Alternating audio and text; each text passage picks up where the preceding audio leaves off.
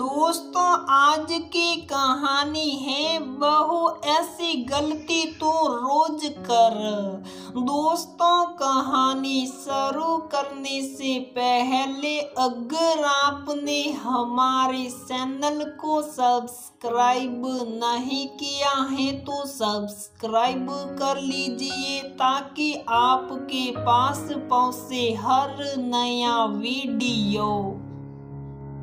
पूजा की शादी को 1 महीना ही हुआ था, लेकिन इस 1 महीने में उसकी सासू माँ ने उसे ससुराल के इतने नियम कायदे समझा दिए कि उसे वह ससुराल कम जेल ज्यादा लगने लगी थी। बहू जोर से हंसना नहीं, ससुर व बड़ों के सामने घूंघट करना, ऊंची आवाज में बात नहीं करनी, बड़ी के सामने पति के साथ नहीं बैठना आदि आदि। शादी से पहले उसने जितने सुनहरे सपने सजाए थे वो बस हनीमून के 7 दिनों में ही सिमट कर रह गए।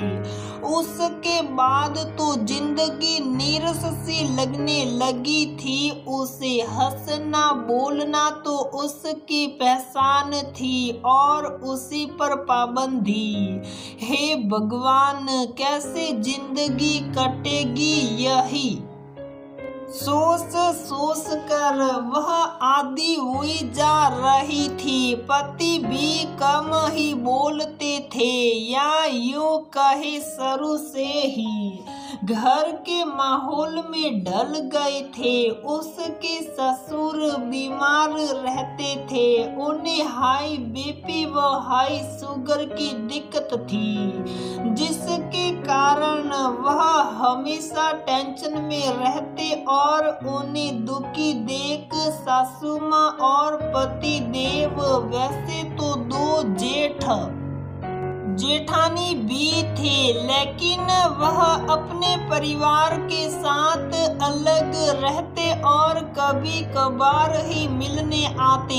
एक दिन उसकी सासू माँ को किसी जरूरी काम से शाम को बाहर जाना पड़ा। उन्होंने जाते हुए पूजा को कह दिया था कि उन्हें आने में देर हो जाएगी, इसलिए अपने ससुर को समय से खाना दे दे। पूजा ने खाना तो बना लिया, लेकिन देने कैसे जाए। कुछ देर उसने अपने पति का इंतजार किया, लेकिन आज वह भी लेट थे, इसलिए वह खुद ही उन्हें खाना देने चली गई। देखा तो कमरे में ससुर गुमसुम से बैठे थे।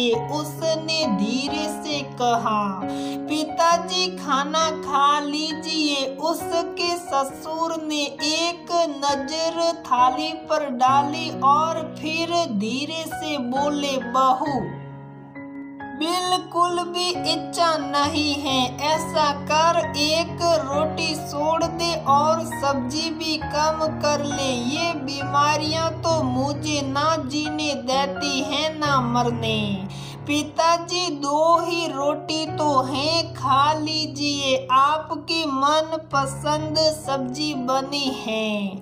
बहू खाने का तो मेरा भी बहुत मन करता है, लेकिन क्या करूं, थोड़ा सा भी ज्यादा खाने से कब्ज हो जाती है। सब खाना पीना छूट गया। अच्छा पिताजी, आप खाना तो शुरू करें, जितना खाया जाता है खा लो।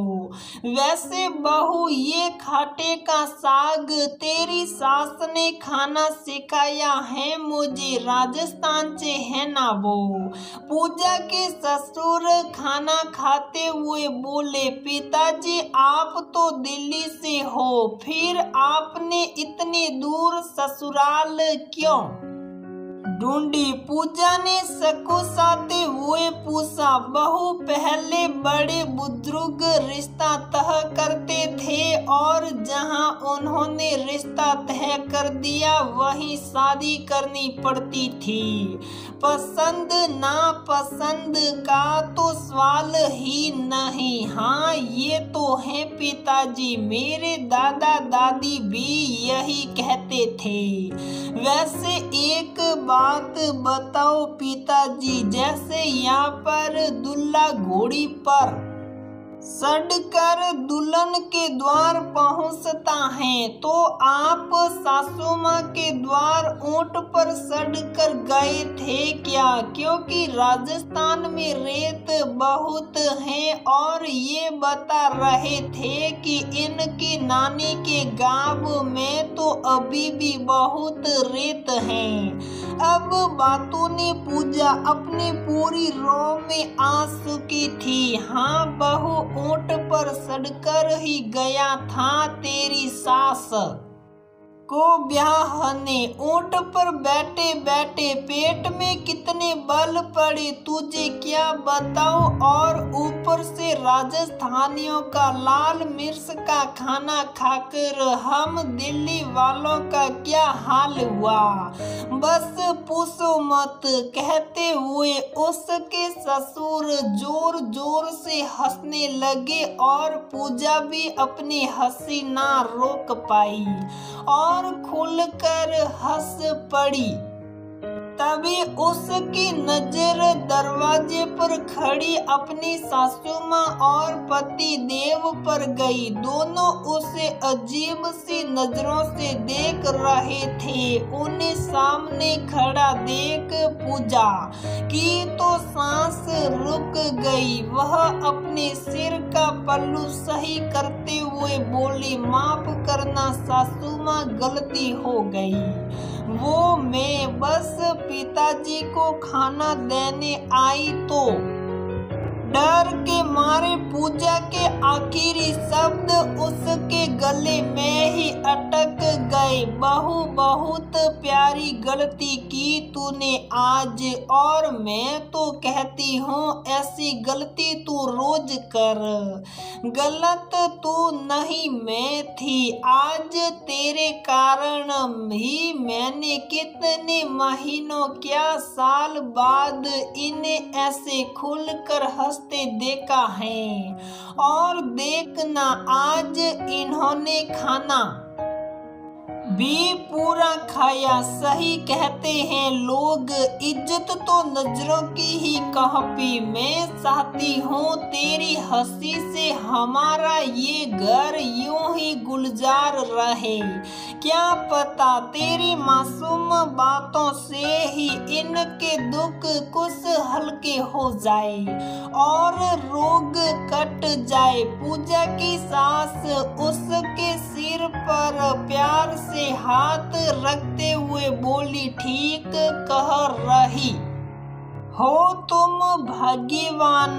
सच आज बहुत दिनों बाद हंसा हूँ और अब लग रहा है इसके आने से कुछ साल और जी जाऊंगा। सबकी बातें सुन पूजा खुश थी। खुश हो भी क्यों ना, अब वह पहले की तरह खुलकर हंस बोल जो सकती हैं, वो भी सब के साथ।